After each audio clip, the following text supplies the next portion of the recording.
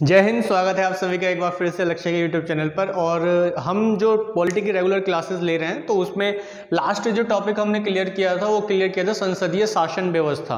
और संसदीय शासन व्यवस्था को लेकर कई प्रश्न जो है अक्सर एग्जाम्स में हमें देखने को मिलते हैं। और जो एक बेसिक अंतर है ब्रिटेन के संसदीय व्यवस्था में और हमारी संसदीय व्यवस्था में वो क्या है, वो सारी चीज़ों को हमने पिछली क्लास में बहुत अच्छे से डिस्कस किया था। तो अगर आपको कोई क्वेश्चन मिल जाए उससे रिलेटेड तो घबराइएगा नहीं, थोड़ा सा बस सोचिएगा और क्लास को अपने दिमाग में रिवाइंड करके देखिएगा। और मैं तो यही कहूँगा बार बार कि आप लोग रिवीजन करते रहिए और साथ साथ में रिवीजन को लेकर चलते रहिए। कोई भी अगर क्वेश्चन क्रिएट होता है आपके माइंड में तो क्वेश्चन को आप कमेंट बॉक्स में जरूर लिखिए। जैसे कि रानी भाटी जी ने एक क्वेश्चन लिखा कि उनको एक चीज़ में कन्फ्यूज़न ये हुआ कि क्या भाग 5 में, उन्होंने लिखा है कि जो भाग 5 है, भाग 5 में आर्टिकल जो हैं वो 52 से यानी कि 52 से 151 तक नहीं है क्या? नहीं, देखिए भाग 5 में ये पूरे आर्टिकल हैं, बिल्कुल ऐसे ही एज इट इज़ है, 52 से 151 तक हैं। लेकिन इसको अगर आप टुकड़ों में बांटेंगे ना, मेरे कहने का मतलब यहाँ पे ये नहीं था कि अगर मैं 52 से 58 तक की बात कर 78 तक की बात कर रहा हूँ तो 52 से 78 तक जो है वो बात जो की गई है वो राष्ट्रपति जी के विषय में की गई है। और उसके साथ साथ हम उसमें ये देखते हैं कि जो 151 तक की बात है वो संघीय व्यवस्था को लेकर बात की गई। तो भाग 5 में जो है वो 52 से 51 तक ही है। लेकिन जब हम प्रॉपर राष्ट्रपति जी के बारे में बात करते हैं, उनकी नियुक्ति, उनका जो एक योग्यता क्या होगी, उनको पद से हटाने की प्रक्रिया क्या होगी, तो वो सारी चीज़ें जो हम बात करते हैं वो 52 से 78 तक बात करते हैं। तो भाग 5 में 52 से 151 तक है, ये बिल्कुल ध्यान रखिएगा, इसमें कोई डाउट मत रखिएगा, ठीक है। जो हम 52 से 78 तक की बात जो हम कर रहे थे वो राष्ट्रपति जी को लेकर बात कर रहे थे मुख्यतः। अगर हम देखेंगे तो देखिए कि अगर हम राष्ट्रपति जी के विषय में बात करें या राष्ट्रपति के, भारत का जो राष्ट्रपति है उसके विषय में अगर हम बात करें, यहाँ से अगर हम कंसेप्ट आगे हम अपना शुरू करें तो इसका उल्लेख किस में है? राष्ट्रपति के विषय में जो बात बताया गया वो किस में बताया गया? भाग 5 में बताया गया है। भाग 5 में भी अगर हम अनुच्छेदों की बात करें, किसकी बात करें? अनुच्छेदों की बात करें। अनुच्छेद कहाँ से? 52 से 78 तक। तो 52 से 78 तक जो अनुच्छेद हैं उसमें मुख्य रूप से जो फोकस किया गया है वो किस पर फोकस किया गया है? वो फोकस किया गया है राष्ट्रपति के ऊपर, ठीक है। तो इसमें कोई भी ऐसा डाउट रखने वाली बात मत रखिए। भाग 5 में अगर और जो सारे अगर आर्टिकल्स की बात करेंगे तो सारे आर्टिकल्स तो 52 से 151 तक है। लेकिन अगर हम राष्ट्रपति के विषय में बात करेंगे तो ये इतना है। इसके अलावा अगर हम देखें तो भाग 5 में जो संघीय कार्यपालिका की बात की गई है, संघ की कार्यपालिका की बात की गई है, तो हमने लास्ट क्लास में इस बात पर डिस्कस किया था कि भाग 5 में किसकी बात की गई है? संघ की कार्यपालिका के विषय में बात की गई है। इस चीज़ को हमने अच्छे से देखा था। जो संघ की कार्यपालिका है उसके विषय में बताया गया है। अगर संघ की कार्यपालिका के विषय में अगर हम देखें तो क्या पाएंगे कि संघ की कार्यपालिका का निर्माण कैसे होता है? राष्ट्रपति से होता है, उपराष्ट्रपति से होता है, इस बात को समझाया था। इसके बाद अगर हम देखें तो प्रधानमंत्री हैं, प्रधानमंत्री, और मंत्रिपरिषद है, मंत्री परिषद। आराम से समझते रहिए चीज़ों को, अगर एक बार आप समझ जाएंगे तो कोई भी क्वेश्चन नहीं छूटेगा, चाहे आप किसी भी लेवल का एग्जाम दे रहे हो। तो प्रधानमंत्री और मंत्रिपरिषद हो गया। फिर उसके बाद महान्यायवादी हो गया, महान्यायवादी। तो इन सब के विषय में जो है एक के बाद एक करके जो है चर्चा की गई है, सही से सटीक तरीके से अच्छे से चर्चा की गई है और इन सब के पदों के बारे में बताया गया है। और इसके अलावा जो बातें की गई हैं कि जो उच्चतम न्यायालय, सुप्रीम कोर्ट वगैरह है उनके बारे में भी जो है कितने से कितने तक अगर हम देखें कि अगर हम बात करते हैं 52 से 151 तक, तो इसमें जो सब कुछ आ जाता है कि जो संघ, जो उच्चतम न्यायालय, सुप्रीम कोर्ट है, उससे राष्ट्रपति क्या शक्तियां हैं, राष्ट्रपति की शक्तियां इत्यादि, वो सब उसमें ही। महान्यायवादी, प्रधानमंत्री, मंत्रिपरिषद क्या होगा, वो सब चीज़ों को इसमें बताया गया। यानी कि ओवरऑल ये जो कार्यपालिका है ना, राष्ट्रपति, उपराष्ट्रपति, प्रधानमंत्री, मंत्रिपरिषद, महान्यायवादी, उनके बारे में इन सब में बताया गया। तो आज जो हम बात करेंगे वो 52 से 78 तक के बीच की बात करेंगे, यानी कि राष्ट्रपति जी के विषय में बात करेंगे। तो राष्ट्रपति जो होता है वो कौन होता है? वो राज्य का प्रमुख होता है। इस बात को हमने लास्ट क्लास में भी समझा था कि राज्य का प्रमुख होता है ना, नाम मात्र का प्रमुख होता है, नामिक प्रमुख होता है, जो कि भारत का जो राष्ट्रपति होता है वो कैसा होता है? नाम मात्र का होता है। यानी कि वास्तविक जो होता है वो कौन होता है? प्रधानमंत्री होता है। तो इस चीज़ को मैंने आप लोगों को अच्छे से समझाया था। तो राज्य का प्रमुख है और भारत का प्रथम नागरिक भी यही है, कई बार इससे प्रश्न पूछा गया है। और इसके साथ साथ देश की एकता, अखंडता और सुदृढ़ता का क्या है, प्रतीक है, प्रतीक है। इसीलिए राष्ट्रपति के पद को भारत में खाली नहीं छोड़ा जाता है, राष्ट्रपति के पद को भारत में खाली नहीं छोड़ा जाता है। तो राज्य का प्रमुख होता है कौन, राष्ट्रपति होता है हमारे यहाँ। भारत का प्रथम नागरिक कौन होता है, राष्ट्रपति होता है। और ये साथ ही देश की एकता, अखंडता और सुदृढ़ता का प्रतीक होता है। तो अक्सर ये प्रश्न भी पूछा जाता है कि देश की एकता, अखंडता और सुदृढ़ता का प्रतीक कौन होता है। तो इसका आंसर क्या होगा, राष्ट्रपति। जो देश का राष्ट्रपति है, भारत का राष्ट्रपति है, वो देश की एकता, अखंडता और सुदृढ़ता का प्रतीक माना जाता है। तो अगर हम बात करें राष्ट्रपति के निर्वाचन की, तो इसको पहले थोड़ा सा रफ कर देता हूं मैं, फिर उसके बाद जो है राष्ट्रपति के निर्वाचन पर बात कर लेते हैं। कि यदि हम बात करें राष्ट्रपति के निर्वाचन की, तो हमारे यहाँ देश में राष्ट्रपति का जो निर्वाचन होता है वह अप्रत्यक्ष रूप से होता है। हालांकि जो अप्रत्यक्ष या जो लोकतंत्र की बात करें तो हमारा लोकतंत्र अप्रत्यक्ष लोकतंत्र है। उसमें भी जो हमारा चुनाव होता है राष्ट्रपति का, वो कैसा होता है, अप्रत्यक्ष रूप से होता है। तो अगर हम चुनाव की बात करें, निर्वाचन की बात करें, किसके, राष्ट्रपति के निर्वाचन की अगर हम बात करें, तो राष्ट्रपति के निर्वाचन के संबंध में हम देखते हैं कि देश में हमारे दो तरीके के निर्वाचन होते हैं। अगर हम निर्वाचन की प्रक्रिया को समझें तो देश में हमारे यहाँ दो तरीके के निर्वाचन होते हैं। एक जो होता है, एक अप्रत्यक्ष रूप से होता है, अप्रत्यक्ष चुनाव होता है, अप्रत्यक्ष निर्वाचन होता है, ठीक है, जिसे आप लोगों ने सुना होगा आनुपातिक प्रतिनिधि प्रणाली, यानी कि प्रोपोर्शनल रिप्रेजेंटेशन सिस्टम। आनुपातिक प्रतिनिधित्व प्रणाली, आनुपातिक प्रतिनिधित्व प्रणाली यानी कि प्रोपोर्शनल रिप्रेजेंटेशन सिस्टम। इसके बारे में सुना होगा, जो कि अप्रत्यक्ष रूप से होता है। एक अनुपात में जो है प्रतिनिधित्व जो करने वाले लोग हैं उस चीज को देखा जाता है। तो यहाँ पे आनुपातिक प्रतिनिधित्व प्रणाली, तो यहाँ पर जो हम बात करेंगे अप्रत्यक्ष रूप से, इसकी बात करेंगे। एक तो चुनाव होता है हमारे यहाँ प्रत्यक्ष रूप से, और इसमें जो सिस्टम यूज होता है उसे हम कहते हैं first past the post system.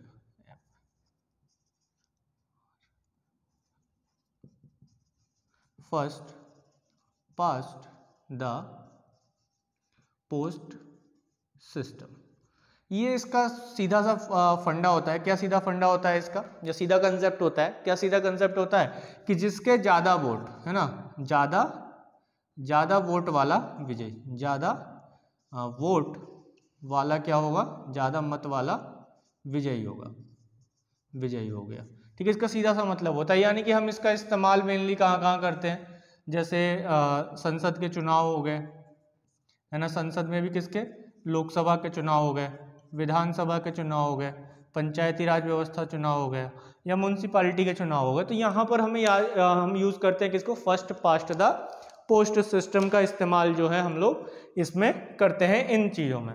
लेकिन मेनली जो अप्रत्यक्ष प्रणाली है, अनुपातिक प्रतिनिधित्व प्रणाली है, इनका उपयोग जो किया जाता है हमें मुख्य रूप से वो राष्ट्रपति के चुनाव में किया जाता है। और इसके साथ साथ अगर हम देखें तो जो राज्यसभा का चुनाव है, इसमें भी मुख्य रूप से देखने को मिलता है, ठीक है।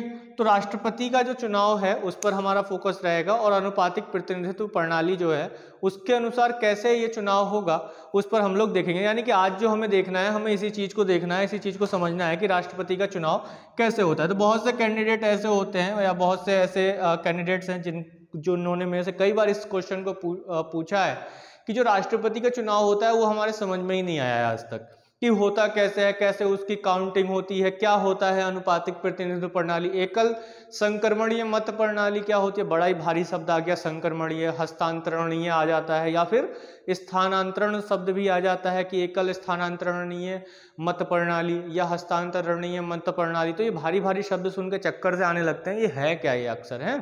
तो उस चीज को समझेंगे और बड़े ही आसानी से जो है समझने का प्रयास करेंगे, स्टेप बाय स्टेप समझेंगे। आसान पद्धति है, ठीक है, कोई बड़ा रॉकेट साइंस नहीं है। और इसको इसलिए ऐसे रखा गया है क्योंकि हम इसमें देखते हैं कि जो सभी राज्य हैं, है ना, सभी राज्यों का चुनाव एक तरीके से एक साथ अब ऐसे नहीं करवाया जा सकता, या फिर हमने जो है राष्ट्रपति का चुनाव अप्रत्यक्ष रूप से क्यों रखा, ये भी एक प्रश्न के रूप में हम देख सकते हैं कि क्यों रखा। इसका कारण हम इस तरीके से ले सकते हैं कि एक तो जो प्रधानमंत्री है, हमने संसदीय शासन व्यवस्था को लिया और उसमें प्रधानमंत्री को वास्तविक शासक के रूप में देखा, जिसको जनता जो है प्रत्यक्ष वोटों के माध्यम से चुनती है ना। वहाँ के जो एमपीज वगैरह हैं, लोकसभा है या विधानसभा में मुख्यमंत्री हैं, तो इनको जो है जनता जो है सीधे तौर पर चुनती है, यानी कि एक अपने वोट के द्वारा चुनती है अपने प्रतिनिधि को।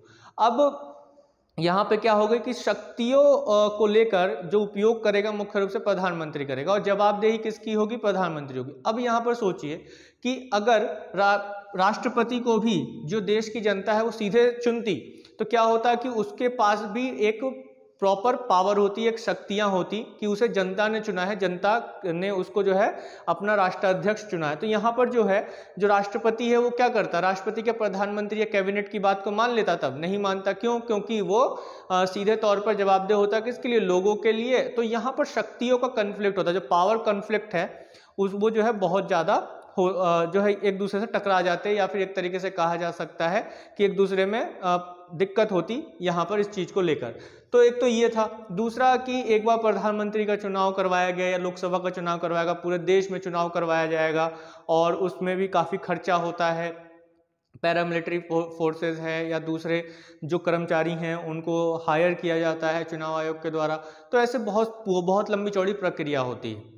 अब राष्ट्रपति का चुनाव भी अगर लोगों के द्वारा ही करवाया जाता तो एक बार फिर से वही पूरी प्रक्रिया को दोहराना पड़ता, यानी कि दो बार जो है देश में इतना बड़ा काम करवाना पड़ता। तो हम तो चुनाव ही करवाने में लग जाते। तो इसलिए जो है तो हमने अप्रत्यक्ष प्रणाली ली ताकि जो है राष्ट्रपति के जो है एक नामिक रूप से रहे, नाम मात्र का रहे और लोगों के प्रतिनिधियों के द्वारा चुनकर आ जाए, लोगों के प्रतिनिधियों के द्वारा चुनकर आ जाए। तो इस वजह से हमने राष्ट्रपति प्रणाली ली। तो जो लोगों को अभी तक राष्ट्रपति का चुनाव कैसे होता है वो चीज़ समझ में नहीं आई, या जो लोग अभी तक हवा में ही पढ़ते हुए आ रहे हैं, है ना, आर्टिकल्स को ही रटते हुए आ रहे हैं, तो आर्टिकल्स को अब मत रटिए, चीज़ों को बस थोड़ा सा समझ लीजिए, अपने आप ही सारे आर्टिकल्स याद हो जाएंगे, अपने दिमाग में एकदम फिट हो जाएंगे।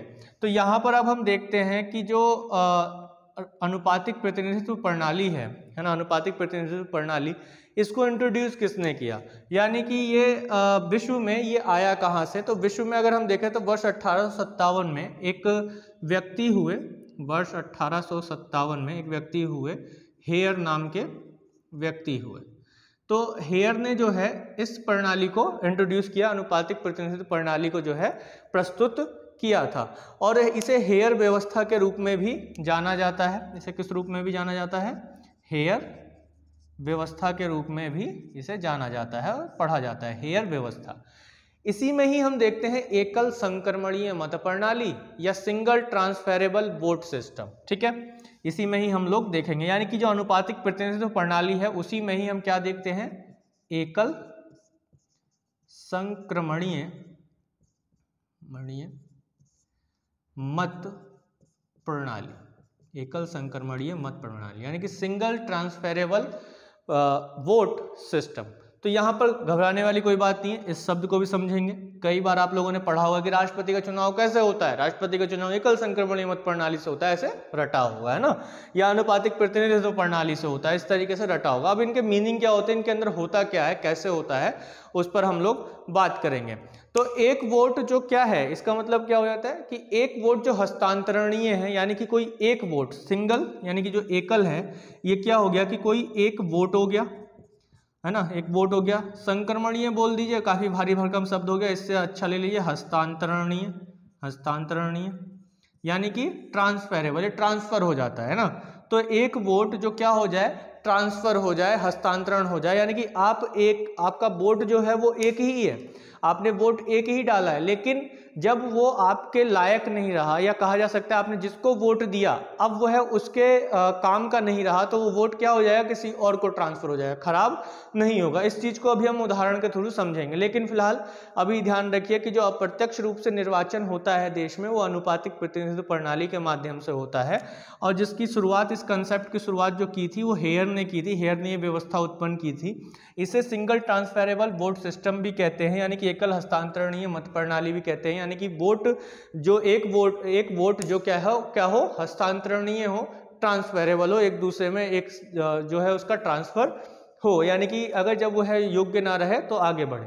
तो यहाँ तक हम देखते हैं कि इन प्रणाली के माध्यम से राष्ट्रपति का चुनाव किया जाता है, किसके द्वारा, इसके द्वारा। लेकिन अगर हम प्रत्यक्ष चुनाव की बात करें तो हमारे यहाँ जो सिस्टम इस्तेमाल होता है कौन सा होता है, first past the post system, जो प्रत्यक्ष होता है ना, कि उसमें वो सीधा सा कंसेप्ट होता है कि जिसके वोट ज्यादा हो गए वो जीत गया, है ना। बेशक उसके जो है सभी लोगों से सभी जो टोटल वोट्स हैं उनमें से उसको 20% ही मिले हों, लेकिन जो दूसरे खड़े थे उन सबसे ज्यादा उसी को है, तो क्या हुआ कि वो जीत गया। बाकी के 80% लोगों का जो प्रतिनिधित्व है जो अलग अलग लोगों को दिया गया था वो हार जाता। तो उसमें सिंपल ये होता है, सिंपल हम कह सकते हैं यहाँ पर कि जिसके वोट ज्यादा है वो जीत जाएगा। तो अब हम बात कर लेते हैं कि ये जो चुनाव हुआ है ना, या फिर ये जो प्रणाली है, इस प्रणाली में जो हम बात कर रहे हैं निर्वाचन की, निर्वाचन कैसे होता है, इन सिस्टम से, इन प्रणालियों के माध्यम से होता है। अब इस निर्वाचन में भाग कौन लेगा? जब हम अप्रत्यक्ष की बात कर रहे हैं तो सीधी सी बात है कि जनता सीधे तो नहीं चुनेगी, यानी कि कोई जनता की तरफ से इनको चुनेगा। तो अब हम यहाँ क्या करेंगे, निर्वाचन मंडल, यानी कि एक निर्वाचक मंडल होता है जो राष्ट्रपति के लिए वोट डालता है, ठीक है। उस चीज को समझेंगे तो स्टेप बाय स्टेप चलेंगे, एक एक करके चलेंगे, चीजों को समझते हैं। तो पहले तो इस बात को आपने समझा कि जो निर्वाचन होता है राष्ट्रपति का वो किस प्रणाली से होता है, एक तो अप्रत्यक्ष रूप से होता है और किससे, अनुपातिक प्रतिनिधित्व जो प्रणाली है उसके द्वारा होता है, और उसमें भी एकल संक्रमणीय मत प्रणाली के माध्यम से किया जाता है। तो कैसे किया जाएगा उसको मैं अभी यहाँ पर दिखाऊंगा, आपको बताऊंगा, समझाऊंगा। तो यहाँ पर अब हम बात कर लेते हैं निर्वाचक मंडल की, यानी कि कौन लोग चुनेंगे। तो उसे हम बोलते हैं जो लोग राष्ट्रपति को चुनते हैं, जिनको चुनने की अथॉरिटी है कहा जा सकता है, जिनको अनुमति दी गई है, संविधान ने जिनको अनुमति दी है, उसे हम बोलते हैं निर्वाचक मंडल, यानी कि इलेक्टोरल कॉलेज। इन्हें क्या कहा जाता है, इलेक्टोरल कॉलेज कहा जाता है। इसका अर्थ क्या हुआ, इसका अर्थ ये हुआ कि जब चुनाव अप्रत्यक्ष हो तब आम आदमी की तरफ से कौन लोग वोट डालेंगे, जिनका चयन जिसका चयन किया जा सके, इस रूप में हम देखते हैं। यानी कि इसका मतलब क्या होता है, इसका मतलब होता है सीधा सीधा कि आम आदमी की तरफ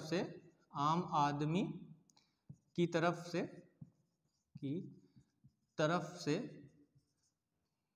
कौन लोग वोट डालेंगे, है ना।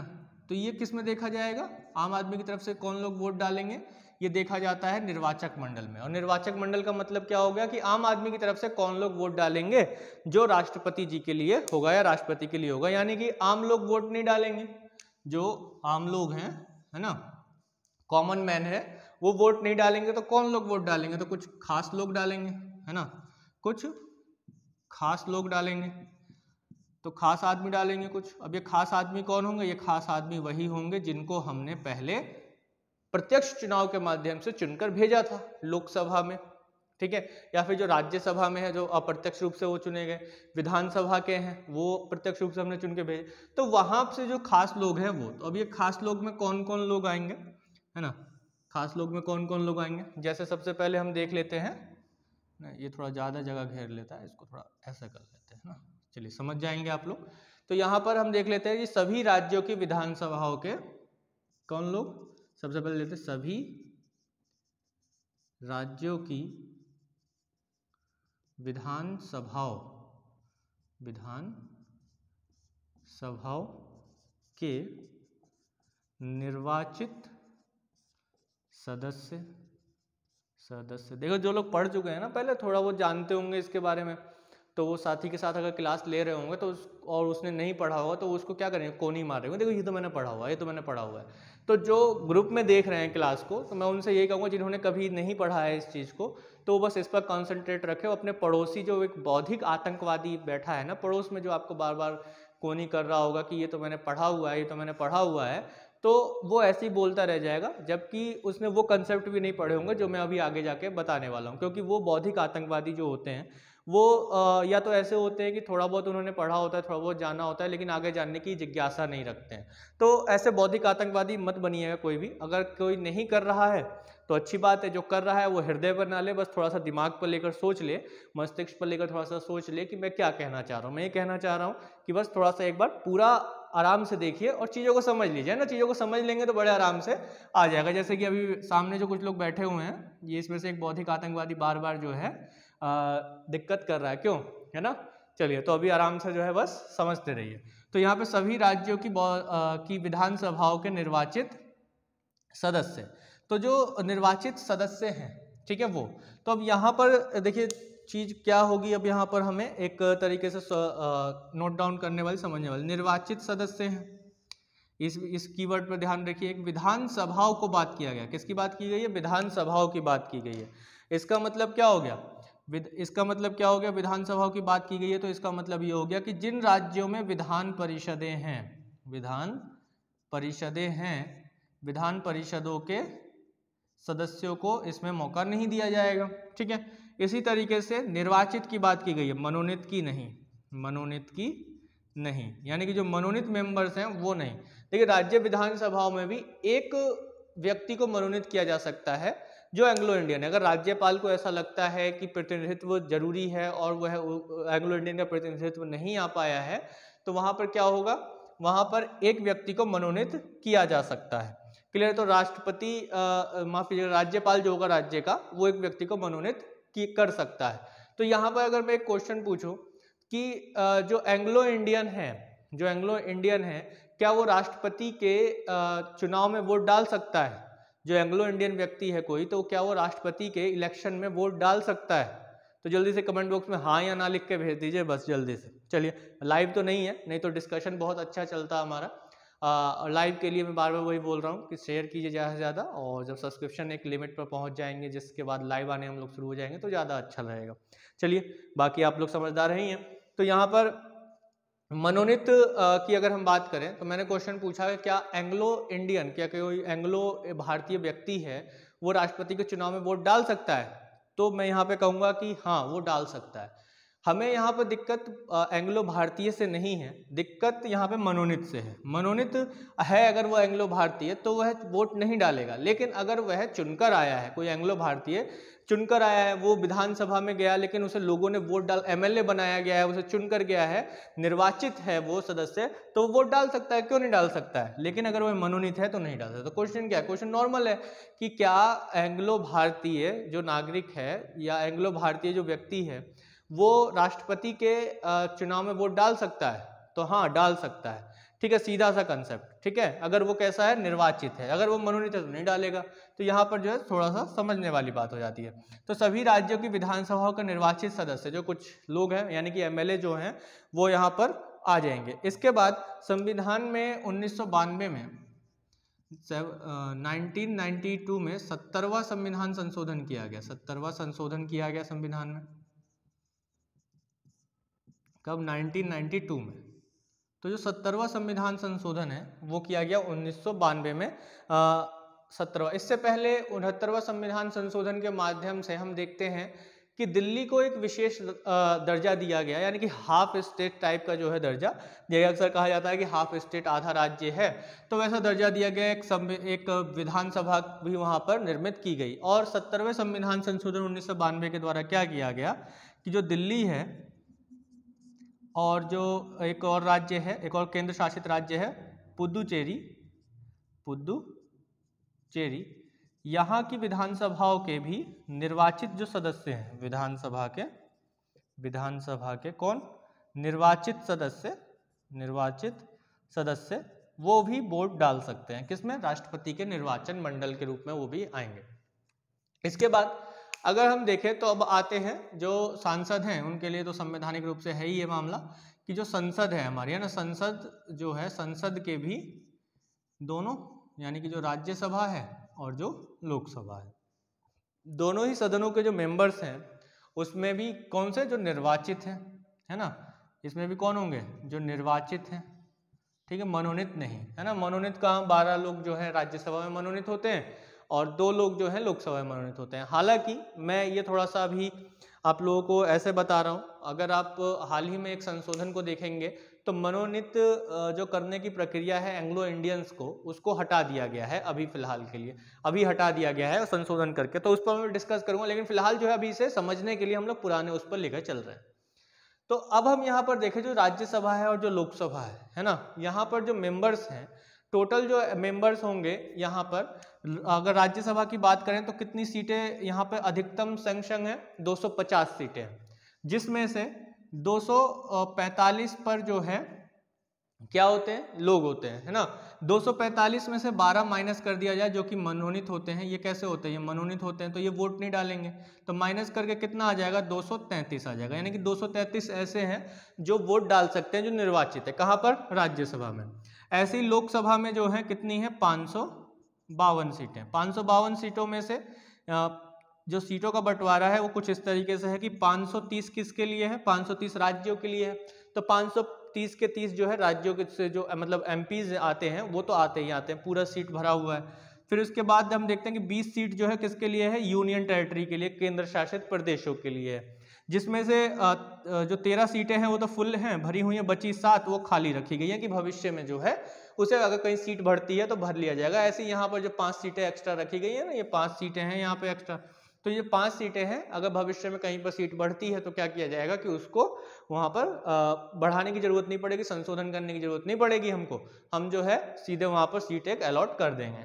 इसके बाद बचे 2 जो मनोनीत हैं वो भी वोट नहीं डालेंगे। तो यहाँ पर जो वोट डालने वाले हैं वो कितने हो गए, 500 जो होंगे आपके 5, अगर हम देखें तो ये हो गया आपका 543, ठीक है, 543 यहाँ पर हो जाते हैं।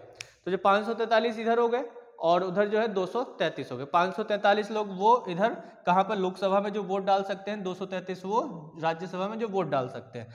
अब संसद में अगर हम बात करें तो संसद में टोटल कितने लोग हो गए जो वोट डाल सकते हैं, तो 543 प्लस 233, ठीक है, तो ये कितने हो गए, ये टोटल हो गए आपके 776, ठीक है। तो 776 लोग जो है क्या कर सकते हैं, वोट डाल सकते हैं, जो संसद से हैं, यानी संसद की ये वोटर हैं, ठीक है, वोट नहीं है, क्या है, वोटर्स हैं। जो 776 लोग ऐसे हैं जो वोट डाल सकते हैं, किसमें, राष्ट्रपति के निर्वाचन की प्रक्रिया में जा सकते हैं। यानी कि संसद से जो निर्वाचित मेंबर्स हैं वो कितने हैं, संसद में निर्वाचित सदस्य 776 हैं, क्लियर है। तो इस तरीके से हम देखते हैं कि राज्य की जो विधानसभाएं हैं या निर्वाचित सदस्य हैं वो, और जो दिल्ली और पुदुचेरी के विधानसभाओं के निर्वाचित सदस्य वो संसद के, राज्यसभा और लोकसभा के जो निर्वाचित सदस्य हैं वो मनोनीत जो है वोट नहीं डालेंगे।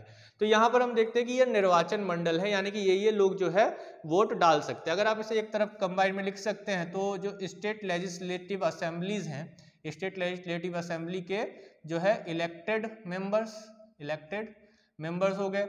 ऐसे ही जो यूटीज हैं, यूटीज लेजिस्लेटिव असेंबलीज के इलेक्टेड मेंबर्स, ठीक है। और इसी तरीके से आपका जो पार्लियामेंट है, हमारा पार्लियामेंट है, उसके भी इलेक्टेड, यानी कुल मिलाकर जो निर्वाचित सदस्य हैं वो ही वोट डाल सकते हैं, किसके लिए, राष्ट्रपति के लिए, यानी निर्वाचक मंडल में हम इनको देखते हैं। चलिए, अब ये तो हमने बात कर ली कि भाई कौन कौन जो है वोट डाल सकता है। अब एक बात आती है कि जो राष्ट्रपति के वोट हैं उसका जो है एक उल्लेख किया जाता है, और इस सब चीज़ों का जो इतना बड़ा जो आपने देखा, ये जो कंसेप्ट देखा है कौन कौन आएंगे, इसका जो उल्लेख किया गया है निर्वाचक मंडल का, स्पष्ट रूप से उल्लेख किया गया है अनुच्छेद 54 में। तो जो आर्टिकल 54 है उसमें जो है निर्वाचक मंडल के बारे में स्पष्ट रूप से बताया गया है कि अनुच्छेद जो 54 है वो क्या कहता है कि निर्वाचक मंडल होगा, और निर्वाचक मंडल में कौन कौन लोग होंगे जो राष्ट्रपति को वोट डालेंगे वो इन चीज़ों में बताया गया है, इस कंसेप्ट में बताया गया। तो यहाँ तक मैं समझता हूँ कि आपको बहुत अच्छे से और आसानी से समझ में आ गया होगा। धीरे धीरे और आराम से लेकर चल रहा हूँ, कोई रॉकेट साइंस नहीं है इसमें, बस चीज़ों को आप समझते रहिए, अपने आप ही सारी चीज़ें क्लियरिफाई होती चली जाएंगी। अब इसके बाद अगर हम देखें कि जो वोट हैं उन वोटों का मूल्य कैसे निकाला जाता है ना, कि अब जो वोटों का मूल्य है वो मुख्यतः 2 सिद्धांतों पर काम करता है।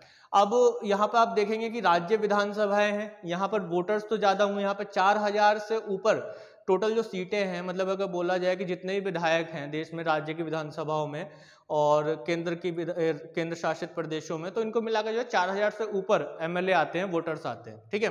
776 वोटर तो संसद में, तो अगर देखा जाए तो इनके मुकाबले वो ज़्यादा हो गए। तो लेकिन अब हम यहाँ पे क्या करते हैं कि सभी लोगों का जो वोट वैल्यू है ना, जो वोटों का मूल्य है कि एक वोट बराबर कितना होना चाहिए, उस चीज़ को अब हमें देखना है, वो चीज़ निकालना पड़ता है। तो वो चीज़ कैसे निकालेंगे तो उस पर बात कर लेते हैं। और उसके बारे में स्पष्ट रूप से सीधा सीधा अनुच्छेद 55 में बताया गया है कि जो वोटों का मूल्य है वो किस प्रकार से निकाला जाता है। देखिए बहुत ही इंपॉर्टेंट क्लास है। अगर आपको कोई चीज़ समझ में नहीं आ रही है तो मैं बार बार बोल रहा हूँ कि आप लोग जो है कमेंट में डालिए कोई कंसेप्ट अगर आपको समझ में ना आए तो।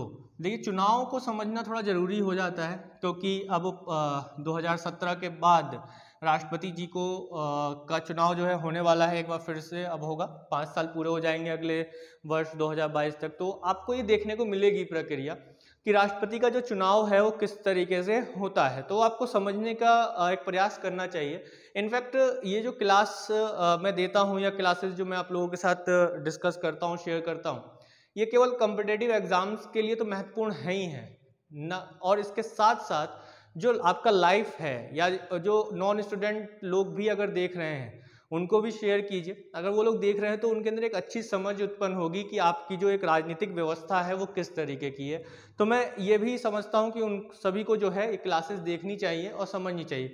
ये जरूरी नहीं है कि आप केवल एक कॉम्पिटिटिव एग्जाम के लिए तैयारी कर रहे हैं तभी आप चीज़ों को समझें, है ना। आप अपने संविधान को, राज व्यवस्था को तभी थोड़ी समझेंगे, या फिर अगर आप कोई कॉम्पिटिटिव एग्जाम की बात नहीं करेंगे तो क्या आपका संबंध देश से छूट जाएगा? क्या आप अगर संविधान नहीं पढ़ेंगे? तो ऐसा नहीं होता है। तो सभी लोग अगर इसे देख रहे हैं तो मैं यही कहूँगा कि आप लोगों को बहुत कुछ अभी सीखने को मिलेगा।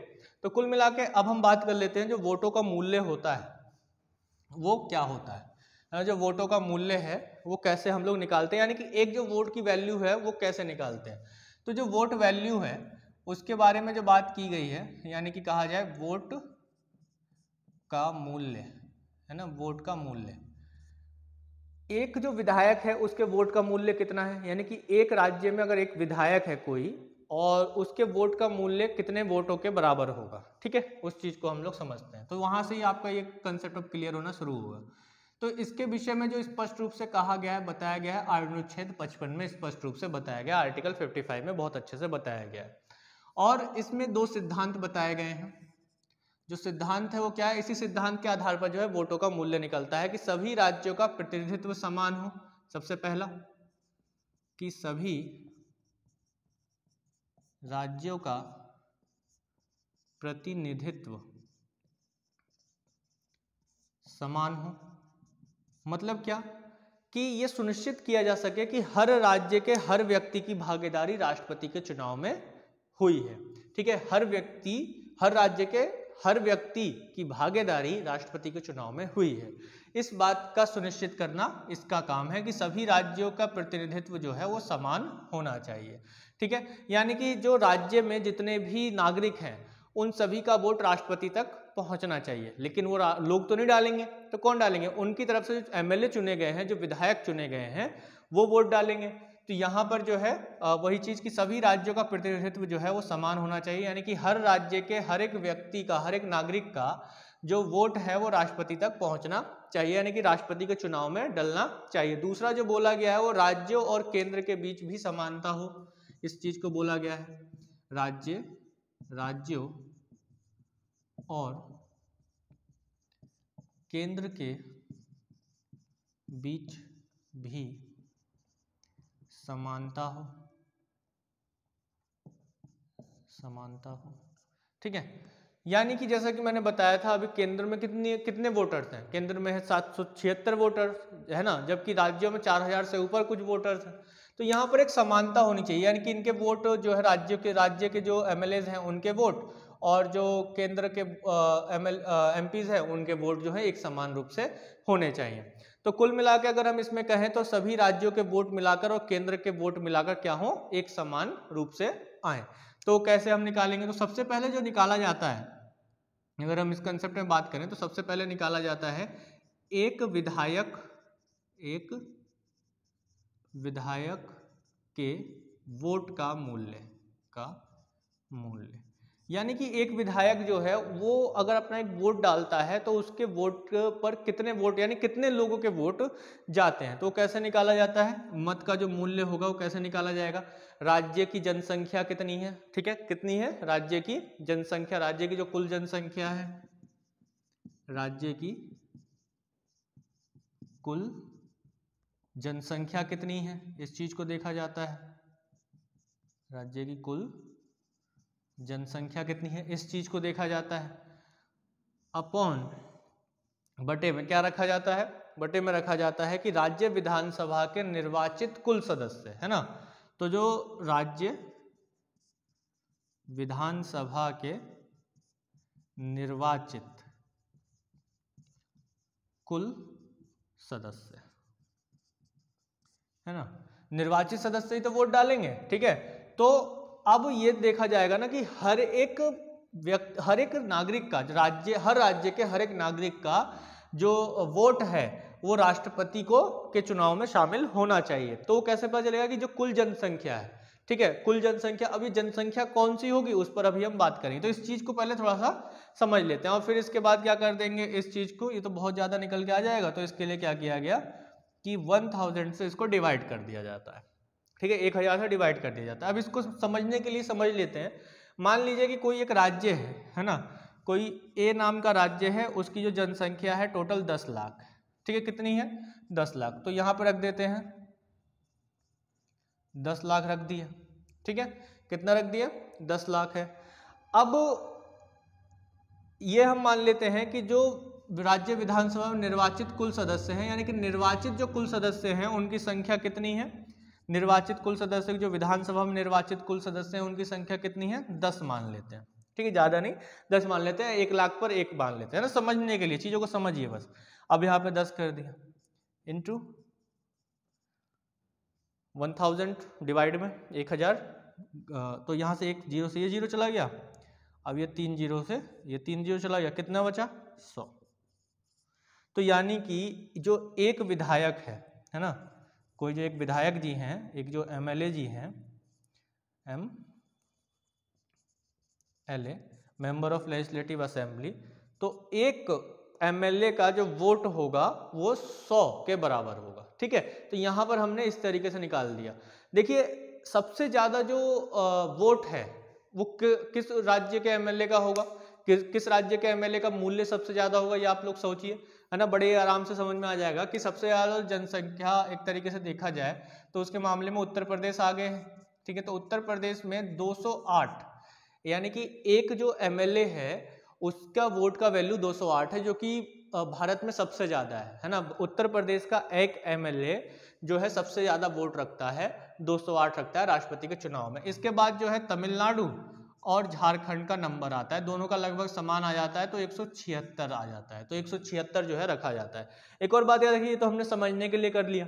इसी तरीके से अगर किस में आ जाता है, पॉइंट्स में आ जाते हैं ना, डिवाइड करके पॉइंट में आता है, तो पॉइंट में जैसे कि मान लिया कि 3 2 1 आया एक, और एक डिवाइड करके अगर ऐसे आता है पॉइंट में 6 4 2, है ना, इस तरीके से आता है पॉइंट करके। मान लो कि यहाँ पे ये 100 हो गया, 100 पॉइंट आ गया, है ना, ये भी ऐसे आ गया 100.642 आ गया। तो यहाँ पे क्या किया जाता है कि अगर ये देखा जाता है कि क्या जो लास्ट वाली जो 3 डिजिट है, लास्ट मतलब पॉइंट के बाद वाली जो ये 3 अंक हैं, ये 500 से ज्यादा है या कम है। अगर कम है तो इसको नहीं गिना जाता है, हटा दिया जाता है। अगर ज्यादा है तो क्या कर दिया जाता है, +1 कर दिया जाता है, यानी कि क्या हो जाएगा 101 हो जाएगा। अगर इस तरीके से होगा, 500 से ज्यादा होगा तो +1 हो जाएगा, तो ये हो गया। तो कुल मिला के आप यहाँ पे समझिए कि एक विधायक का जो वोट का मूल्य है वो कैसे निकाला जाता है, राज्य की जो कुल जनसंख्या है और राज्य विधानसभा के निर्वाचित कुल सदस्यों की जो संख्या होगी उनसे, ठीक है। जैसे कि उत्तर प्रदेश की जो भी कुल जनसंख्या है उसको आप यहाँ पे रखिए, फिर उसके बाद जो टोटल हमारे निर्वाचित सदस्य हैं, एमएलए हैं, उनको आप यहाँ पर रख दीजिए, जो निर्वाचित हैं, ठीक है, मनोनीत वाले नहीं है, जो यहाँ पर रख दीजिए, और फिर डिवाइड करके क्या कर दीजिए, फिर उसे 1000 से और डिवाइड कर दीजिए, तो आ जाएगा टोटल कितना आ जाएगा, लगभग जो है 208 तक आएगा। अगर डेसिमल में आता है, दशमलव में आता है, तो आप लोग उसमें से इस तरीके से ऐड कर सकते हैं। तो आराम से जो है उत्तर प्रदेश का निकल के आ गया। मान लीजिए उत्तर प्रदेश का कितना हो गया, 208 हो गया। तमिलनाडु और झारखंड का उत्तर प्रदेश के बाद आता है ये। लेकिन अब यहाँ पर बात आती है कि ये जो जनसंख्या है, जनसंख्या कौन सी लें जो ये जनसंख्या है, ये जनसंख्या हम ले तो कौन सी लें, ठीक है। तो जो जनसंख्या हम लेने की बात करते हैं, तो कुल जो जनसंख्या है वो हम कौन सी लेते हैं, तो ये किसी जनगणना पर आधारित होगी, एक सेंसस पर आधारित होगी। तो इस बारे में हमारे मूल संविधान में जो बात बोली गई है वो स्पष्ट रूप से पहले ही बोल दी गई थी कि जो भी जनगणना होगी हमारी, है ना, जो हर 10 साल पर होती है, जिस ईयर के एंड में 1 आता है, 1 आता है, तो उसमें उस साल जो है हमारी जनगणना होती है। जैसे 2011 है, 11 आया, फिर उसके बाद 21 आया। तो अभी तो कोविड की वजह से जनगणना भी रुकी हुई है हमारी, कोविड-19 की वजह से, है ना। 2001, 2011, 2021 इसी तरीके से। तो 1951, 1961, 1971, 1900 फिर 81, 91, है ना। तो इस तरीके से 2001। तो अब यहाँ पर हम देखते हैं कि जनसंख्या जो है वो कौन सी लेते हैं ना। तो जो जनसंख्या की अगर हम बात करें, जनसंख्या की अगर हम बात करें तो जनसंख्या के बारे में अभी आगे आएंगे कि और जो वोटों का मूल्य है वो हम कैसे निकालें। तो जो जनसंख्या है, ये कौन सी जनसंख्या हम लोग लेंगे। तो इसके लिए जो हमारा मूल संविधान है, फंडामेंटल जो कॉन्स्टिट्यूशन है, मूल संविधान मतलब जो हमारा ओरिजिनल संविधान है, संशोधन बगैर संशोधन वाला, तो उसमें क्या किया गया था, उसमें ये किया गया था कि जो जनगणना होगी हर साल, है ना, जनगणना की जो अंतिम रिपोर्ट क्या हो, पब्लिश हो, प्रकाशित हो, जो प्रकाशित की गई है अंतिम रिपोर्ट, वो अंतिम रिपोर्ट के आधार पर, प्रकाशित रिपोर्ट के आधार पर, रिपोर्ट जो प्रकाशित हुई है उसके आधार पर जो जनसंख्या आएगी, उस जनसंख्या के आधार पर क्या किया जाएगा, वो जनसंख्या हम लेंगे। अब क्या हुआ कि शुरुआती दौर में तो मामला बिल्कुल सही चला, 1951, 1961 में भी ऐसा हुआ, 1971 तक ऐसा ही हुआ। देखिए 1951 में भी मामला बिल्कुल सही चला, 61 में भी सही चला, 71 तक चला। यानी कि 51 में जो जनगणना हुई थी, वो जनगणना के आधार पर राष्ट्रपति जी के चुनाव हुए होंगे। फिर उसके बाद 61 में भी जो जनगणना हुई थी, उसी जनगणना के आधार पर जो है राज्यों की जो कुल जनसंख्या है उसको रखा गया। फिर बाद में निर्वाचित संख्या से डिवाइड किया गया सदस्यों की। फिर 71 में भी ऐसा, लेकिन 71 के बाद क्यों नहीं हुआ ऐसा, वो खत्म हो गया। कैसे खत्म हो गया कि हम लोग जानते हैं कि 1950 में, वर्ष 1950 से ही जो है भारत लगातार जो है जनसंख्या नियंत्रण पर काम कर रहा है। किस पर नियंत्रण पर काम कर रहा है, जनसंख्या नियंत्रण पर काम कर रहा है। और ऐसा करने वाला विश्व का पहला देश भी है भारत, है ना, पहला देश भी है। अब लगता है कि ऐसे ही करता रहेगा आगे, तो अभी तक तो कंट्रोल हुआ नहीं है ना जनसंख्या नियंत्रण जो है। अब हम हो सकते हैं कि आगे जो है चीन से भी आगे निकल जाएं, जैसी रिपोर्ट्स आ रही हैं लगातार, है ना। दूसरे नंबर पर है विश्व में जनसंख्या के आधार पर। अब क्या हुआ कि 1970 का दशक आते तक, 60-70 का जो दशक था, उसमें जो भी पॉलिसीज केंद्र सरकार ने जनसंख्या नियंत्रण को करने के लिए चलाई, उनको जो है दक्षिण भारत के जो राज्य हैं हमारे, है ना, जो दक्षिण भारतीय राज्य है मुख्यतः, इस क्षेत्र के जो राज्य हैं, इन्होंने बहुत अच्छे से फॉलो अप किया, ठीक है। और इन्होंने क्या किया, जनसंख्या को नियंत्रित कर लिया, जनसंख्या को नियंत्रित कर लिया। अब जनसंख्या को जो नियंत्रित कर लिया इन्होंने, तो क्या हुआ कि अब जब जनसंख्या को नियंत्रित कर लिया, तो अब यहाँ पे जनसंख्या कम होगी। जनसंख्या कम होगी तो क्या होगा कि जो वोटों की वैल्यू है वो भी कम होगी, जैसा कि मैंने आपको दिखाया। लेकिन जो हम उत्तर भारतीय हैं, है ना, जो हम उत्तर भारतीय हैं, इनको चीज़ें थोड़ी लेट समझ में आती हैं इनके मुकाबले, तो लेट थोड़ा समझ में भी आया, या कहा जा सके अभी तक समझ में नहीं आया। तो सबसे ज़्यादा जनसंख्या जो है, ये लोग लगातार जनसंख्या बढ़ाने पर लगे हुए थे। लगातार क्या करें, उत्तर भारतीय जो लोग हैं, हमने क्या कि जनसंख्या लगातार बढ़ाने पर लगे हुए थे, लगातार जो है जनसंख्या बढ़ रही थी अच्छे से। अब इस चीज़ को देखते हुए दक्षिण भारतीय राज्य हैं, ये उस समय जब प्रधानमंत्री रही 1971 में, कौन, 66 से तो रही ही है लगभग, इंदिरा गांधी। तो इंदिरा गांधी जी से ये मिले कि मैडम पीएम, आप देख रहे हैं कि जो दक्षिण भारतीय राज्य है वो जनसंख्या नियंत्रण तो उन्होंने बहुत अच्छे से किया है, लेकिन उत्तर भारतीय राज्य जो है ऐसा नहीं कर रहे हैं। अब इस वजह से जो है हमें नुकसान हो रहा है कि हमारी जो वोटों की वैल्यू है वो तो कम हो ही रही है, साथ ही जो अगर वित्त आयोग जो बनता है, तो वो क्या 15वां वित्त आयोग बना जैसे अभी, या फिर उससे पहले के जो वित्त आयोग है, वो क्या करते हैं कि जनसंख्या को भी देखते हैं फंड को देने में। तो वहाँ पर जनसंख्या ज़्यादा है तो फंड उनको ज़्यादा रिलीज कर देते हैं, जबकि ज़्यादा कमाकर हम दे रहे हैं, सेविंग करके हम दे रहे हैं, और उनको ज़्यादा मिल जाता है, हमको कुछ मिलता ही नहीं है। और ऊपर से हमारे वोटों की वैल्यू भी कम हो रही है जनसंख्या को नियंत्रित करने की वजह से। तो अब आप देखिए कि अगर कंपटीशन करना है ना, किस चीज़ में कंपटीशन करना है, जनसंख्या को बढ़ाने में कंपटीशन करना है, तो वो भी करने को तैयार हैं, और अगर आप कहें तो जनसंख्या को नियंत्रित करने में भी तैयार है। तो हमारे लिए एक उपाय निकालिए कि हमारे वोटों की संख्या कम ना हो। तो अब वहाँ पर क्या किया गया, अब यहाँ पर जो है इंदिरा गांधी जी ने जो आर्टिकल 55 है हमारा, अनुच्छेद 55 है, इसमें 42वां संविधान संशोधन हुआ।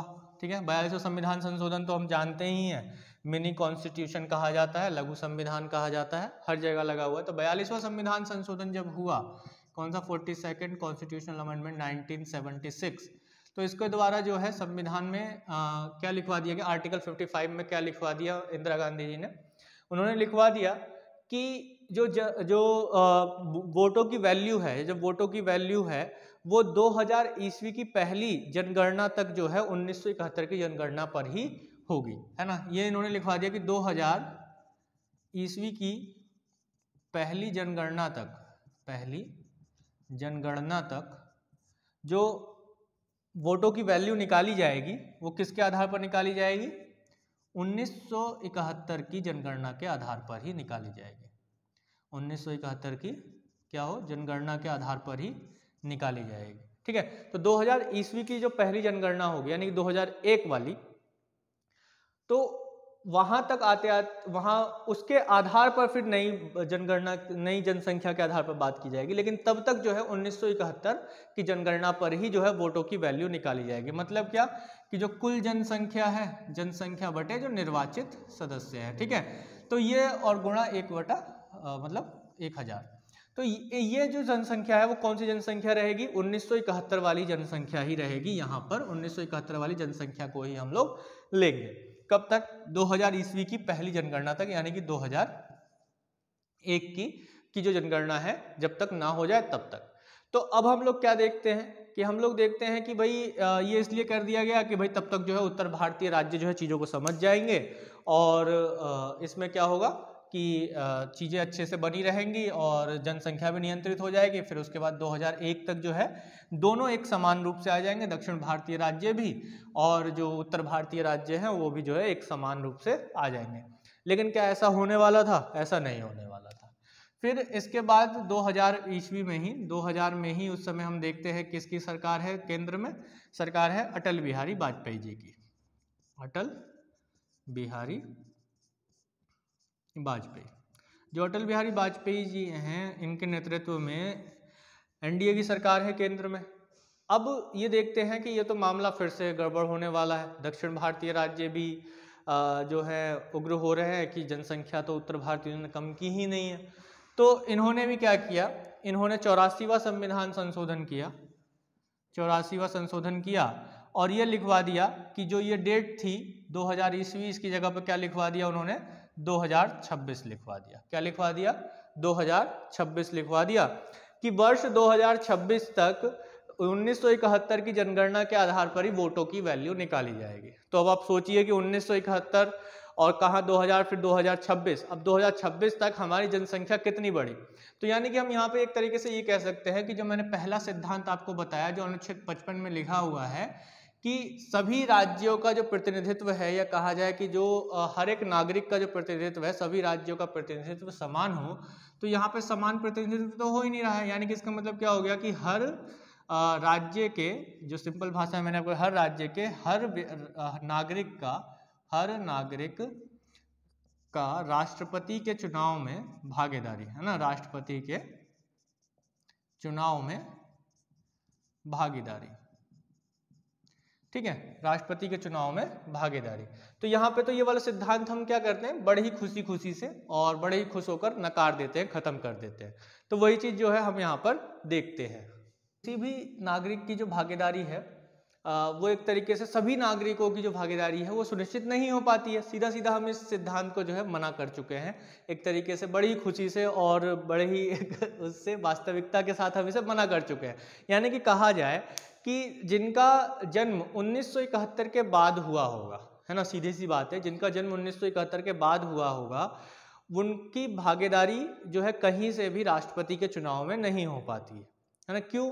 क्योंकि 1971 के तक का जो डाटा है, जो जनसंख्या का विवरण है, उसी में ही तो वो उसमें थोड़ी ना उनका नाम होगा जिनका जन्म 1971 के बाद हुआ होगा। यानी कहा जा सकता है मैं हूँ या मेरी एज के, या फिर जो जिनका जन्म 1971 के बाद ही हुआ है, ठीक है, वो लोग तो राष्ट्रपति के चुनाव में भागीदारी बिल्कुल, यानी एक बहुत बड़ी जो जनसंख्या है वो हिस्सा लेती ही नहीं है। क्यों नहीं ले पाती है? क्योंकि आज भी जो हमारी सीटों का निर्धारण होता है, जो निर्वाचन क्षेत्र हैं उनका निर्धारण जनसंख्या के आधार पर ही होता है। चाहे लोकसभा क्षेत्र हो, विधानसभा क्षेत्र हो, तो जनसंख्या के आधार पर निर्धारित किया जाता है। और जो वोटों की वैल्यू जो निकाली जाती है वो निकाली जाती है किसके आधार पर? 1971 की जनगणना के आधार पर। तो हम एक तरीके से कहा जा सकता है कि सभी लोगों का जो भागीदारी है राष्ट्रपति के चुनाव में वो सुनिश्चित हो ही नहीं पाती है, और पहला सिद्धांत जो है इस वजह से क्या हो जाता है? खत्म हो जाता है। तो इस तरीके से हम देखते हैं कि जो जनसंख्या होगी, कौन सी जनसंख्या लेते हैं हम राष्ट्रपति के चुनाव की में जो वोट की वैल्यू निकालने के लिए? 1971 वाली जो जनगणना है, जनसंख्या है, उसको हम लोग लेते हैं। तो अब यहाँ तक जो है आपको एक चीज़ तो समझ में आई गई होगी कि जो जनसंख्या है हम कौन सी लेते हैं, और आगे जो इस जनसंख्या पर जो बात होगी वो 2026 में बात होगी कि क्या इसको आगे और बढ़ाया जाना चाहिए या फिर अब ज़रूरत है कि इसमें चेंज कर देना चाहिए, और जो 2021 की जनगणना है उसके अकॉर्डिंग वोटों की वैल्यू निकाली जानी चाहिए। अब ये तो आगे ही पता चलेगा कि क्या होता है, नहीं तो क्या हम कब तक 1971 की जनसंख्या की जो 1971 की जो जनगणना है उसकी जनसंख्या के आधार पर ही काम करते रहेंगे। तो ये अब आगे देखने वाली बात होगी कि ये क्या होता है। तो अब हम बात कर लेते हैं कि जो एक एमपी होता है ना, अभी तो हमने देख लिया एक विधायक का जो वोट का मूल्य होता है, वोट मूल्य होता है, वो क्या होता है। अब हम लोग देख लेते हैं कि जो एक एमपी होता है उसका वोट का मूल्य क्या होता है। जो एक एमपी होता है ना, तो एक एमपी यानी कि एक जो सांसद है, एक एमपी के का वोट मूल्य, एक एमपी का वोट मूल्य। तो जैसे दूसरा वाला सिद्धांत बताया था कि राज्य और केंद्र के बीच जो समानता होनी चाहिए वोटों में एक तरीके से, तो उससे पहले हम क्या करेंगे कि एमपी के वोट का मूल्य निकालेंगे। तो एक एमपी के वोट का मूल्य कैसे निकालेंगे कि सभी राज्यों के विधायकों के कुल मतों का मूल्य, है ना, सभी राज्यों के विधायकों का वोट का मूल्य, ठीक है। तो सभी राज्यों के विधायकों के मतों का कुल मूल्य या फिर वोट का जो कुल मूल्य है वो अपॉन में क्या कर देंगे, बटे में कर देंगे कि संसद के निर्वाचित सदस्यों की कुल संख्या, है ना, संसद के निर्वाचित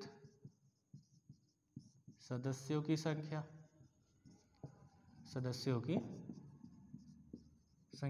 बात क्लियर हो रही है।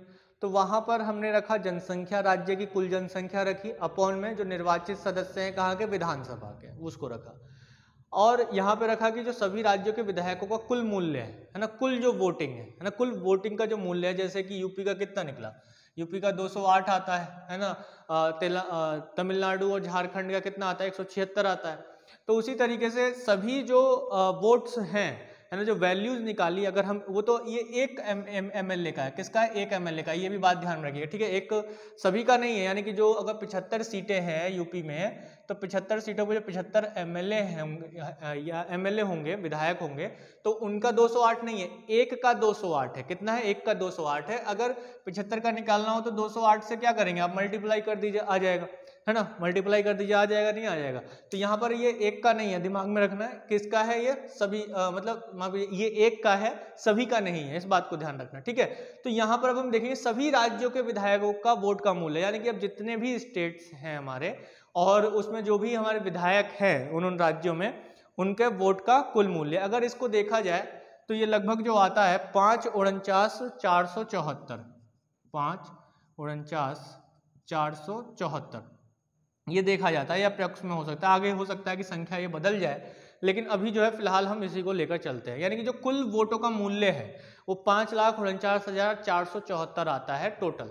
यानी कि सभी जितने भी राज्य हैं, स्टेट्स हैं हमारे, उन स्टेट्स में जो भी विधायक हैं, उन विधायकों की जो संख्या है उसको, चीज़ों को समझिए बस आराम से।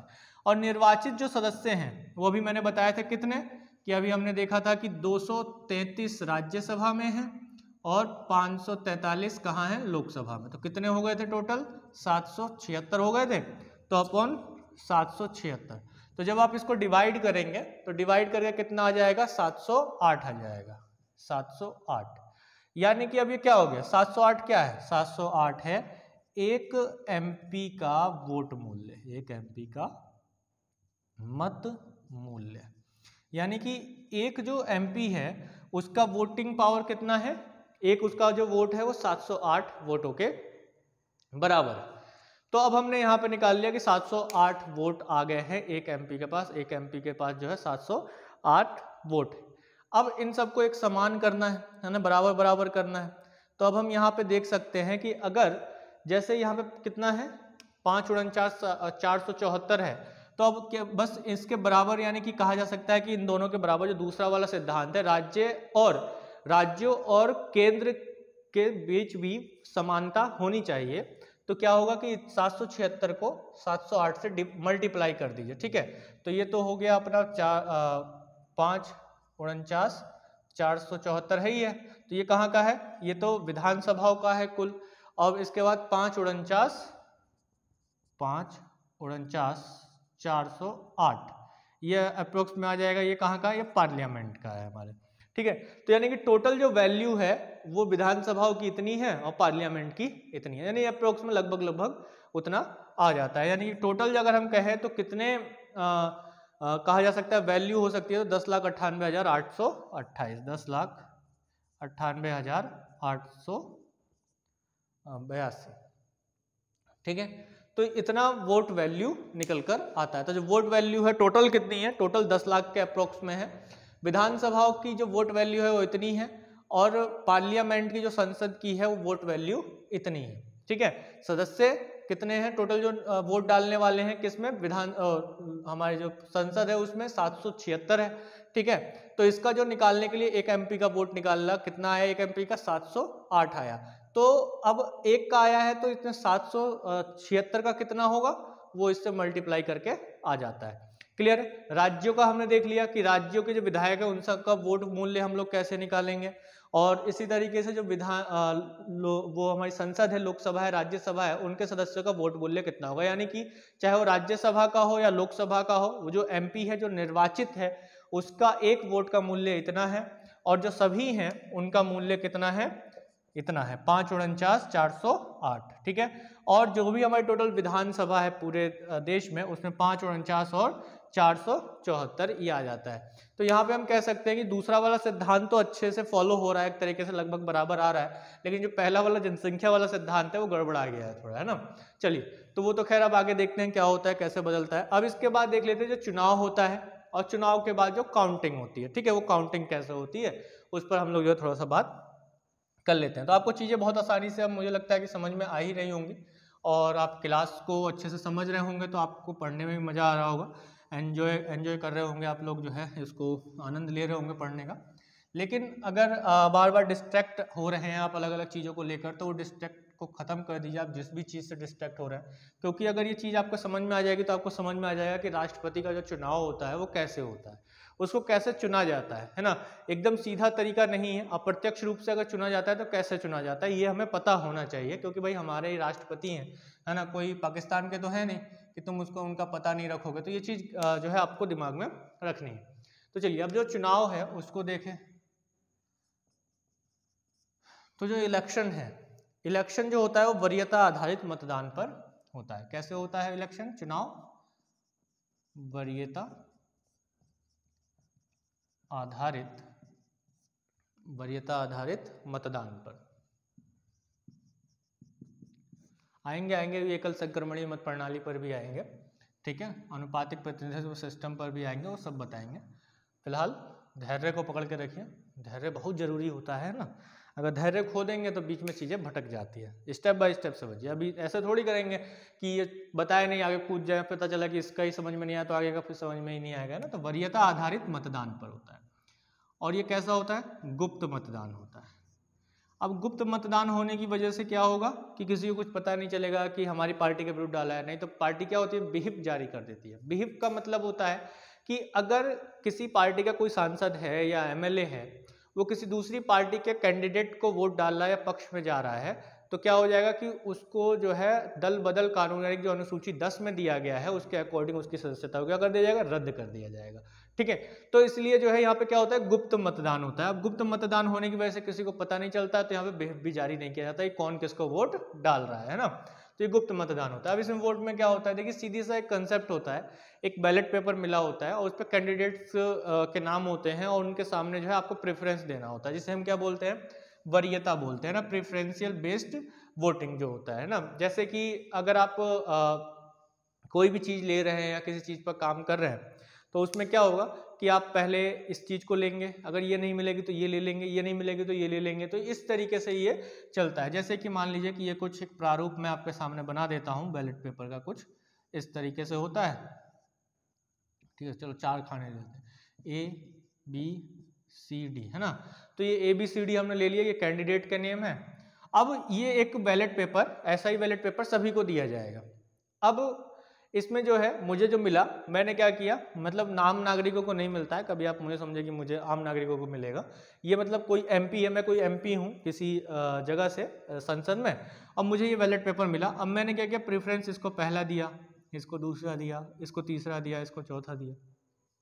अब मेरे अकॉर्डिंग जो राष्ट्रपति बनना चाहिए, पहले किसको मौका मिलना चाहिए, C को मिलना चाहिए। ठीक है, अगर ये नहीं बन पाता है किसी मामले में तो मेरे अकॉर्डिंग A को मिल जाना चाहिए। A भी नहीं बन पाता है तो D बन जाना चाहिए। D भी नहीं बनता है, चलो B बचा, उसको ही बना देते हैं। ठीक है, तो उस पर ही चलेगा। तो इस तरीके से जो है हर कोई अलग अलग लेगा और हर कोई जो है अपने अपने प्रेफरेंस देता जाएगा कि किसको कितने किस तरीके से वोट मिलेंगे। ठीक है, अब जैसे कि किसी और को मिला तो इसने जो है 2 कर दिया, इसने 1 कर दिया, इसे 4 कर दिया, इसे 3 कर दिया। तो इस तरीके से किसी ने कर दिया, अपना जो मत दिया। तो इस तरीके से सभी को जो है अलग अलग मत मिलेंगे। तो यहाँ पर वरीयता आधारित क्या मतदान होता है और उसी के आधार पर काउंटिंग होगी। जो काउंटिंग होगी वो कैसे होगी, वो उसी में ही अब आपको एकल संक्रमणीय मत प्रणाली के विषय में पता चलेगा कि एकल संक्रमणीय जो मत प्रणाली है वो एग्जैक्टली होती क्या है। हालांकि इसमें जो है बहुत से वोट खारिज भी होते हैं, बहुत से कैंसिल भी होते हैं। जैसे कि अगर आपने जो 2017 से पहले 2012 वाला था, जिसमें प्रणब मुखर्जी जी राष्ट्रपति बने थे, तो उस वोटिंग में एक अगर आप लोगों को थोड़ा बहुत ध्यान हो या आपने कभी सुना हो या पढ़ा हो या किसी के मुंह से सुना हो, तो जो मुलायम सिंह यादव हैं उनके वोट को खारिज कर दिया गया था। खारिज क्यों किया गया था? खारिज करने का जो कारण था वो ये था कि पहले वो जिनको वोट देना चाहते थे, प्रणब मुखर्जी जी के सामने खड़े थे पीए संगमा। ठीक है, कौन खड़े थे? पीए संगमा खड़े थे। अब उन्होंने गलती से क्या कर दिया कि पीए संगमा के नाम के आगे 1 लिख दिया। अब उन्हें बाद में ध्यान आया, अरे ये तो मैंने गलत लिख दिया। अब वो क्या कर दिया कि उस बैलेट पेपर को फाड़ दिया। उन्होंने कहा कि मुझे एक दूसरा बैलेट पेपर दो। अब दूसरा बैलेट पेपर दो, तो अब यहां से जो है बात खुलती है, क्योंकि ये तो गुप्त मतदान है। गुप्त मतदान से हमें कैसे पता चला कि भाई पीए संगमा को दिया, है ना। बात तो यहां से खुलती है, फाड़ के कहते हैं कि मुझे दूसरा बैलेट पेपर दो, मैंने ये गलत लग गया।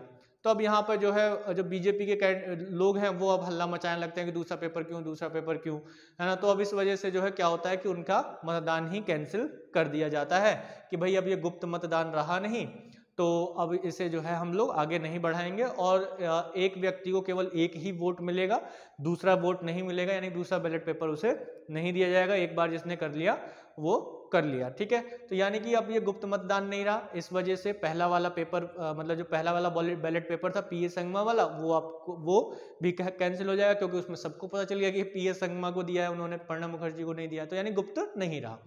तो ऐसे ही क्या होता है कि कभी कभी कुछ लोग क्या करते हैं कि जो MPs होते हैं, है ना, वो क्या कर देते हैं कि जैसे कि ये 4 लिखा है, यहाँ 4 लिखना था, या हो सकता है कि ऐसे एक खाली है तो किसी ने जो है यहाँ पे ऐसे 4 लिख दिया, यानी ये 2 लिख दिया, ये 1 लिख दिया, ये 2 लिख दिया। तो अब यहाँ पे कुछ समझ नहीं आ रहा है कि ये 4 जो दिया है इसने किसको दिया है, ये 2 जो दिया है वो कैसे दिया है या किधर दिया है। तो इस तरीके से भी जो है दिक्कत हो जाती है। तो ऐसे वोट्स को भी खारिज कर दिया जाता है। तो ये खारिज तो हो ही जाता है। अब यहाँ पे देख लेते हैं जो काउंटिंग हो गई, देन इस तरीके से वोट सभी ने दे दिया। अपने वोट का आपको समझ में आ गया होगा कि क्या कैसे वोट दिया गया, कि कैसे कैसे जो है वोट आगे बढ़ाया गया और सबको प्रेफरेंस कैसे दिया। तो वरीयता आधारित मतदान इसे कहते हैं कि आपने जो है पहला प्रेफरेंस इसको दिया कि अगर जैसे कि आप कभी कई फॉर्म भरते होंगे, तो फॉर्म जब आप लोग भरते होंगे तो उसमें जब सेंटर डालने को आता है ना, कई एग्जाम्स में जो है आपको 4 सेंटर होते हैं, 4 सेंटर डालने होते हैं कि आप किसको पहले, तो प्रेफरेंस मांगता है आपसे कि पहला प्रेफरेंस किसको देंगे, तो आपने पहला प्रेफरेंस जो आपके आसपास का शहर होगा, बिल्कुल नज़दीक होगा, उसको देंगे आप। दूसरा किसको देंगे, चलो यहाँ नहीं मिलेगा तो यहाँ मिल जाएगा, फिर यहाँ से भी कोई दूर होगा तो वहाँ मिल जाएगा, अगर इसमें नहीं मिला, फिर तीसरे में नहीं मिला तो चलो इसमें तो डाल देते हैं, इसमें तो मिल ही जाएगा, अगर दूर ज़्यादा होगा कोई दिक्कत नहीं है। तो सबसे पहला प्रेफरेंस किसको देते हैं, जो आपके सबसे नज़दीक है। तो यहाँ पर वही होता है कि जो सबसे जिसको जो पसंद होता है वो उसको वोट दे देता है।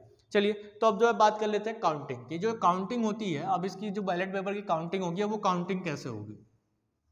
काउंटिंग मेनली जो आज तक हुई है वो 2 राउंड में ही जो है मुख्यतः चीज़ें पता चल जाती हैं कि कौन जीत गया है, 2 राउंड में ही।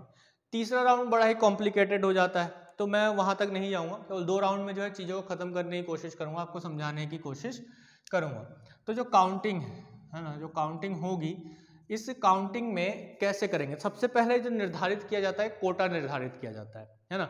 सबसे पहले कोटा यानी कि जो वैध मूल्य हैं, जो वैध वोट हैं, उनका एक कोटा तैयार किया जाता है, यानी कि जो बिल्कुल सही वोट पड़े हैं उनका एक कोटा तैयार किया जाता है। कि अगर एक कोटा मतलब एक ऐसा नंबर होता है, एक ऐसा नंबर कि अगर इतना आता है, जिसका भी वोट इतना आएगा वो जीत जाएगा, ठीक है, वो जीत जाएगा। तो इसको समझते हैं थोड़ा सा, है ना। तो एक कोटा पहले निर्धारित करते हैं। तो कोटा निर्धारित करने के लिए क्या किया जाता है, उसके लिए भी एक फॉर्मूला है ना, और यही एक फॉर्मूला है पूरे विश्व भर में, इसके अलावा और कोई फॉर्मूला नहीं अपनाया जाता है। तो क्या फॉर्मूला है कि कुल वैध मत, कुल वैध मत, यानी कि जो बिल्कुल सही मत पड़े हैं ना, जैसे मुलायम सिंह यादव जी वाला काम हो गया तो वो नहीं हो, है ना, या फिर जिसने नंबर ऊपर नीचे लिख दिए हो तो वो, उन सबको खारिज कर दिया जाता है।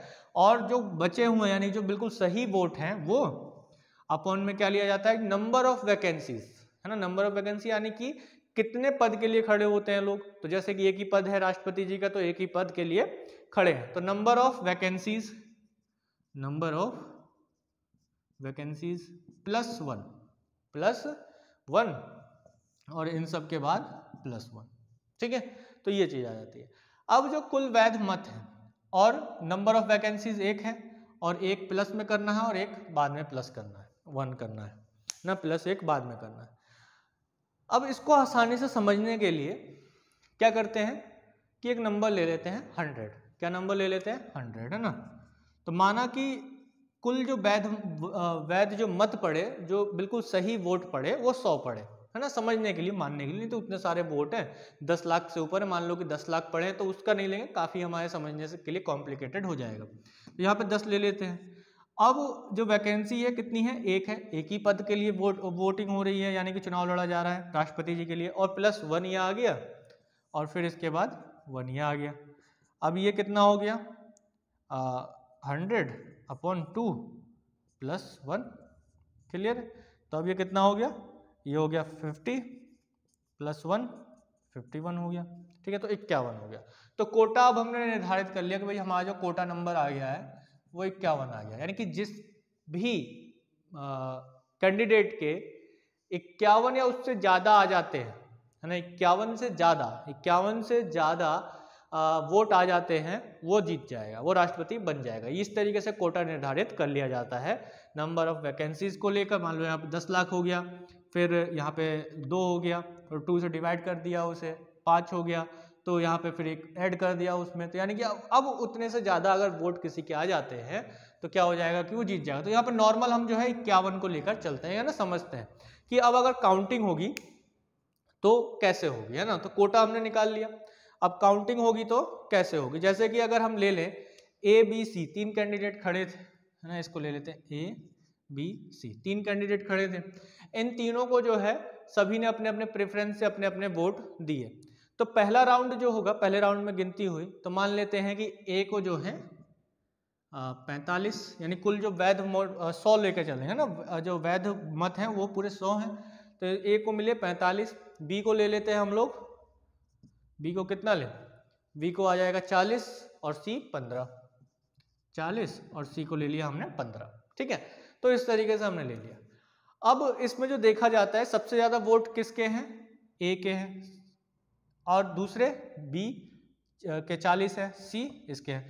अगर पहली राउंड में जो है 51 को पार कर जाता है जो भी, वो जीत जाएगा। लेकिन यहाँ पर क्या है कि नहीं हुआ। अब यहाँ पे सबसे कम कितने हैं, किसके हैं, C के हैं। तो C को जो है गुड बाय कह दिया जाएगा, कहा जाएगा कि नेक्स्ट टाइम जो है आप ट्राई करना आप, ठीक है, नेक्स्ट टाइम के लिए इन्हें बोल दिया जाएगा। अब यह क्या हो गया, एक अनुपात में सबको वोट मिला है, तो ये अनुपातिक वाला हो गया। अब उसके अंदर एकल संक्रमणीय, अब ये जो 15 वोट इसको मिले हैं, है ना, ये वेस्ट थोड़ी जाएंगे, ये वेस्ट नहीं जाएंगे यहाँ पर, इसी को एकल हस्तांतरणीय मत प्रणाली कहा जाएगा। यानी कि जो ये 15 वोट हैं, अब ये इन दोनों में जो है क्या होंगे, डिवाइड होंगे, इन दोनों में क्या होंगे, डिवाइड किए जाएंगे।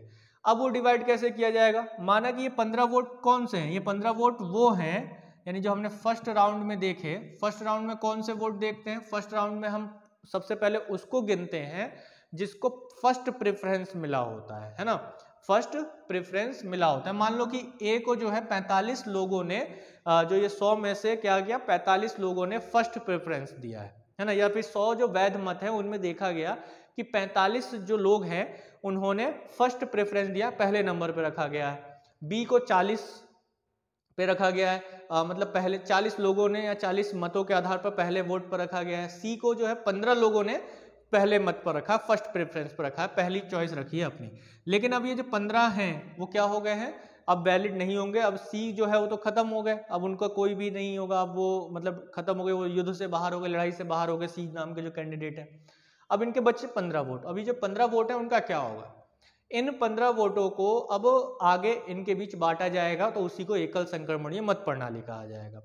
अब जो सेकंड राउंड होगा, है ना, सेकंड राउंड की गिनती होगी।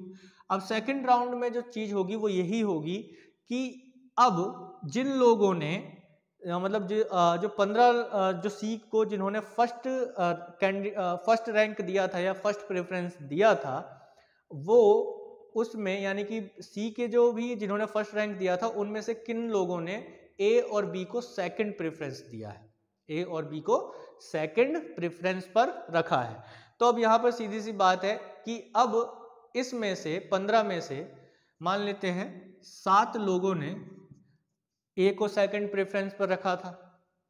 अब इसके बाद जो बचे इसमें कौन, 8 लोग, तो 8 लोगों ने जो है बी को सेकंड प्रेफरेंस पर रखा था। क्लियर है, यानी बात समझ में आ रही है। बात क्या है कि यहाँ पर अब हमने देखा कि फर्स्ट प्रेफरेंस वाले ये सब है, फर्स्ट 45 लोगों ने इसने को रखा है, फिर इसने को रखा है। सबसे पहले देखा जाता है प्रथम चरण में कि सबसे पहले किसको रखा गया है, ठीक है, यानी कि उनकी गिनती होती है जिनको पहले पहले नंबर पर रखा गया है। तो 45 वोट इनके पास है पहले नंबर के, 40 वोट इनके पास है पहले प्रेफरेंस के, और 15 जो है सी के पास है पहले प्रेफरेंस के। अब इसके बाद देखा है सबसे कम किसके, सबसे कम सी के हैं, तो ये अब बाहर हो जाते हैं युद्ध से, अब इनका कोई मतलब नहीं। लेकिन इनके जो 15 वोट हैं वो खराब नहीं जाएंगे।